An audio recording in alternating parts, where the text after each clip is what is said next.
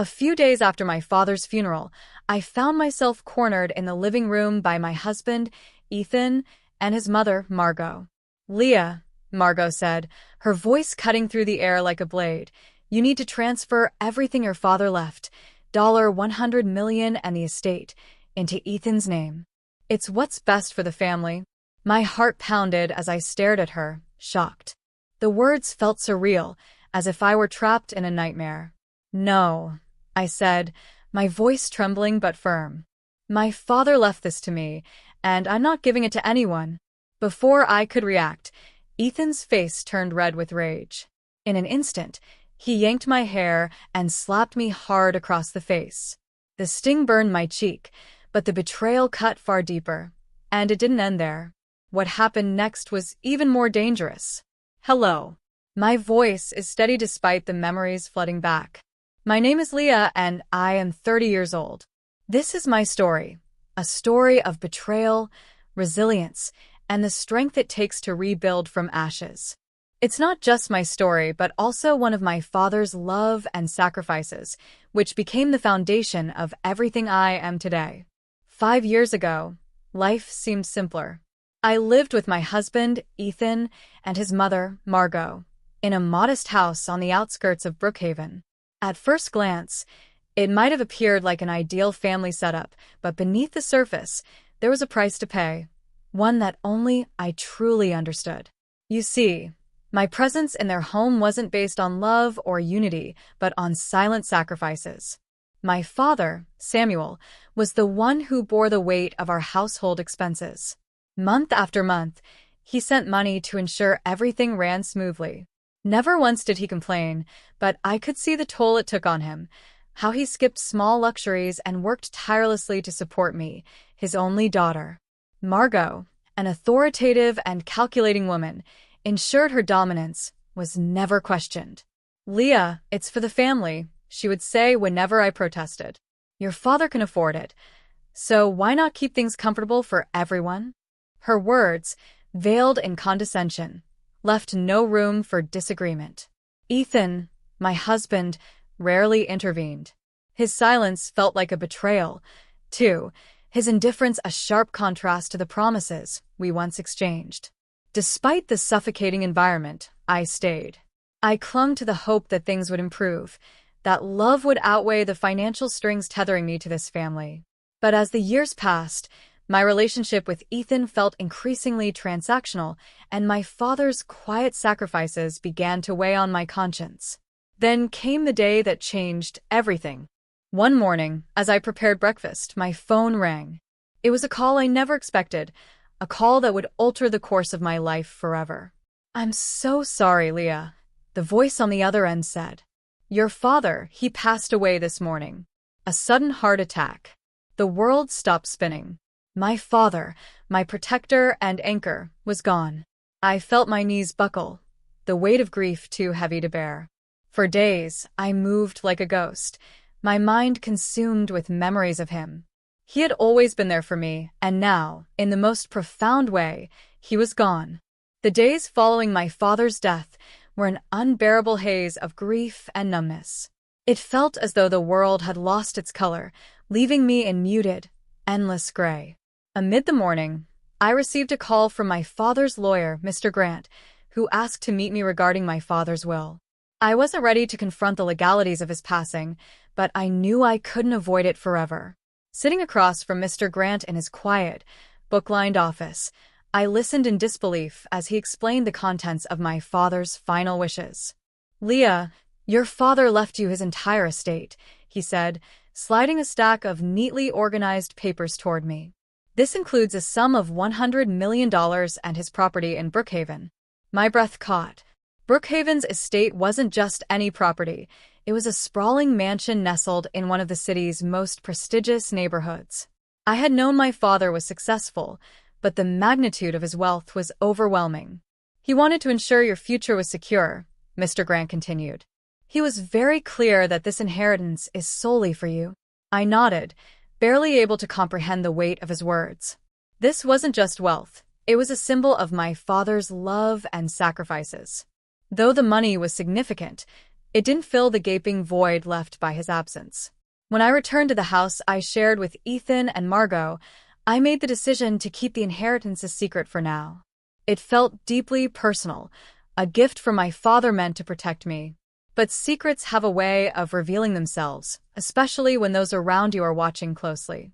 It wasn't long before Ethan and Margot began to notice subtle changes. My quiet trips to the estate, my meetings with the lawyer, and the documents I carefully organized all piqued their curiosity. Margot, ever the sharp observer, was the first to bring it up. "Leah," she said casually one evening over dinner, her tone laced with forced politeness, "what exactly did your father leave you? He must have had some assets, right?" I hesitated, her question feeling like a trap. Ethan's eyes were fixed on me, his usual disinterest replaced with pointed attentiveness. I decided to answer cautiously. "He left me some money and a property," I said, keeping my response vague. Margot's expression didn't change, but I saw the gleam of interest flash in her eyes. Ethan leaned forward slightly, his tone uncharacteristically warm. "That's generous," he said. "A property in Brookhaven? That must be something." I nodded, giving nothing away, but I could already feel the shift in their demeanor. Their curiosity soon turned into an unsettling attentiveness. Margot's sharp remarks softened into compliments, and Ethan began acting like the caring husband I had longed for. Yet I couldn't shake the feeling that their kindness was calculated. Weeks passed, and Ethan and Margot's newfound kindness became increasingly unsettling. Small comments and subtle hints evolved into direct questions about my inheritance. Their probing felt invasive, and their motives were becoming alarmingly clear. "Leah," Margot said one afternoon as we sat in the living room sipping tea, her voice carrying an air of faux concern, "you've been through so much lately. Your father would want you to use his legacy wisely, for the benefit of the family." Ethan, seated beside me, placed a hand on my shoulder in a gesture that felt more possessive than comforting. "Exactly," he chimed in. "We're a team, Leah. We can help you manage everything. You don't have to handle this burden alone." The word burden struck me. My father's inheritance wasn't a burden. It was a gift meant to secure my independence. Their insistence that it was something to be managed by them only deepened my suspicions. The pretense of their concern couldn't last forever. One evening, as I was organizing some paperwork in the living room, Margot and Ethan entered with uncharacteristically serious expressions. Gone was the veneer of kindness. They were done pretending. "Leah," Margot began, her tone commanding, "it's time we talked about what's best for this family. You need to transfer the estate and the money to Ethan's name. It's the logical thing to do." I froze, the weight of her demand sinking in. "What?" I said, my voice barely above a whisper. Ethan stepped forward, his expression cold and resolute. "You heard her. You're part of this family, Leah. What's yours should be ours. Transfer everything." I took a step back, my heart pounding. "No," I said, summoning every ounce of courage I had. "My father left this for me. It's his legacy, and I won't let you take it." Ethan's jaw clenched, his temper flaring. Margot crossed her arms, her eyes narrowed. "Don't be foolish, Leah," she snapped. "We've done everything for you. It's time you repay us." Her words struck a nerve, igniting a mix of anger and fear within me. "Repay you?" I said, my voice trembling. "Everything my father sacrificed for this family, and now you want to take his legacy too?" "No, I won't do it." Ethan's face contorted with rage. In a flash, he lunged toward me, grabbing my arm with such force that it left me breathless. "You think you can just say no?" he snarled, his grip tightening painfully. "Let me go," I shouted, struggling to free myself, but instead of releasing me, he yanked me by the hair and slapped me hard across the face. The impact sent me stumbling backward. "You will transfer everything to me," he yelled, his voice echoing through the room. "You owe this family, Leah. We've done everything for you." Margot watched from the side, her arms crossed, her expression cold and unfeeling. "Don't make this harder than it needs to be," she said, her tone dripping with disdain. "That money belongs to this family, not just you." I clutched my burning cheek, tears streaming down my face. But even through the pain, I refused to back down. "No," I said, my voice breaking but firm. "You can threaten me all you want, but I will never give you what my father left me." Ethan's fury reached a boiling point. "Fine," he spat. "If you won't do this willingly, then you're no longer welcome here. Pack your things and get out." "I'm done with you." Margot smirked, clearly satisfied with the outcome. "Don't expect any sympathy, Leah. You brought this on yourself." Tears blurred my vision as I stumbled toward my room.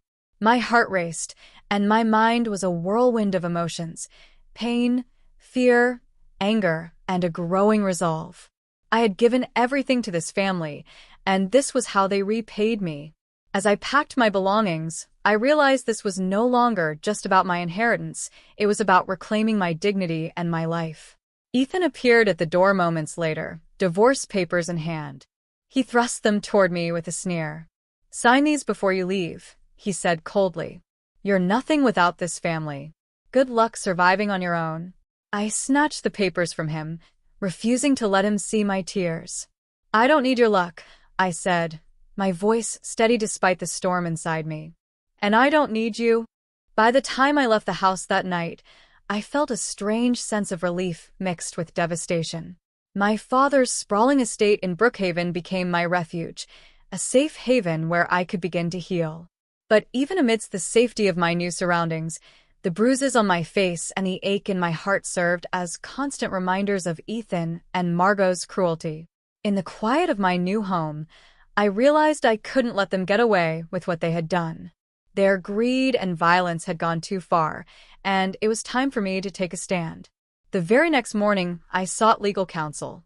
My lawyer, Andrew, listened intently as I recounted every detail, from their sudden demands for my inheritance to the physical abuse I endured when I refused. "This isn't just a case of inheritance," Andrew said, his tone firm. "It's about abuse, coercion, and manipulation. We have enough here to build a strong case." He advised me to document everything: the bruises, the threats, and even the text messages Ethan and Margot had sent in their attempts to intimidate me. I also filed for a restraining order against both of them, ensuring they couldn't come near me or my property. Knowing I had the law on my side gave me a sense of empowerment I hadn't felt in years. However, Ethan and Margot didn't back down easily. They tried to intimidate me through mutual acquaintances and even attempted to enter my property one night. But the restraining order was already in place, and when they showed up uninvited, I called the police. Watching them be escorted off the premises was a small but satisfying victory. The legal battle began soon after when Ethan contested my father's will, claiming that as my husband, he was entitled to a portion of the inheritance. His argument was weak, built on lies and entitlement, and Andrew dismantled it piece by piece in court. Margot, ever the manipulative figure, tried to sway the proceedings, but her arrogance became her downfall. During the trial, the evidence of their abuse became the turning point. Photographs of my bruised face, witnesses who had overheard their threats, and text messages demanding the inheritance painted a damning picture of their greed and malice. The courtroom was silent as the judge delivered the verdict. Based on the evidence presented, it is clear that the inheritance left by Leah's father was intended solely for her, the judge declared. Furthermore, the actions of Ethan and Margot demonstrate coercion, abuse, and harassment, for which they must be held accountable. A wave of relief washed over me as the judge ruled in my favor, upholding my right to the full inheritance and the estate. But that wasn't all. Punitive damages were awarded for the abuse and emotional trauma I had endured. Ethan and Margot would face the consequences of their cruelty. Ethan was charged with domestic abuse and sentenced to community service, along with mandatory anger management classes. His attempts to manipulate the legal process had backfired spectacularly. Margot, on the other hand, was fined heavily for harassment and ordered to stay away from me permanently. Their smug arrogance had finally been stripped away, and justice had been served. As I left the courthouse that day, I felt an overwhelming sense of closure. The bruises they left, both physical and emotional, would take time to heal, but I could finally begin to rebuild my life without their shadow looming over me. The peace of my father's estate became a sanctuary where I could focus on the future. But as I walked through the grand halls and sprawling gardens, I realized this wasn't just a place to heal. It was an opportunity to honor my father's memory in a meaningful way. My father had always spoken about giving back to the community, and I wanted to continue his legacy of generosity. After weeks of reflection and planning, I decided to transform the estate into a shelter for women who had endured domestic abuse. I knew firsthand how isolating and terrifying such experiences could be, and I wanted to create a space where others could find solace and strength. Renovating the estate was both exhausting and fulfilling. Each room was designed with care, ensuring it felt warm and welcoming. The gardens became a tranquil space for reflection, and partnerships with local organizations provided counseling, legal aid, and job training for the women who sought refuge here. It was a labor of love, and every detail reflected the spirit of compassion my father had instilled in me. The shelter officially opened its doors months later, and soon the house was filled with the stories of women reclaiming their lives. Among them was Grace, a young mother escaping an abusive marriage, and Eleanor, a retired teacher who had been financially exploited by her relatives. Their courage and resilience inspired me, reminding me of my own journey. One evening, as I walked through the gardens, a familiar voice called out to me. "Leah," it said softly. Turning, I saw Daniel, my childhood friend, standing with a warm smile. "Daniel," I said, surprised but happy. "What brings you here?" "I heard about what you're doing here," he said, gesturing to the estate. "I wanted to see it for myself and to see you." We spent hours catching up, reminiscing about our childhood, and sharing stories of the challenges we had faced as adults. Daniel's kindness and sincerity were a stark contrast to the chaos I had endured with Ethan and Margot. His presence brought a sense of calm I hadn't felt in years. As the weeks passed, Daniel became a steady presence at the estate. He volunteered his time helping with repairs, organizing fundraisers, and even mentoring some of the women. His selflessness and support warmed my heart in ways I hadn't thought possible after everything I had been through. One crisp autumn evening, as the sun set over the sprawling gardens, Daniel led me to a quiet spot under the canopy of golden trees. His voice was steady, but tinged with nervousness. "Leah, what you've built here is extraordinary," he began, his gaze locking with mine. "You've inspired me in ways I can't even describe. I've always cared for you, and I want to be part of this life you're creating. Will you marry me?" Tears welled up in my eyes, this time not from pain, but from the overwhelming joy of finding someone who truly valued and respected me. "Yes, Daniel," I said, my voice steady but filled with emotion. "I would love to marry you." Our wedding was a simple but beautiful affair, held in the very gardens where Daniel had proposed. Surrounded by the women who had become like family to me, we exchanged vows of love, partnership, and hope for the future. For the first time in years, I felt a profound sense of peace and happiness.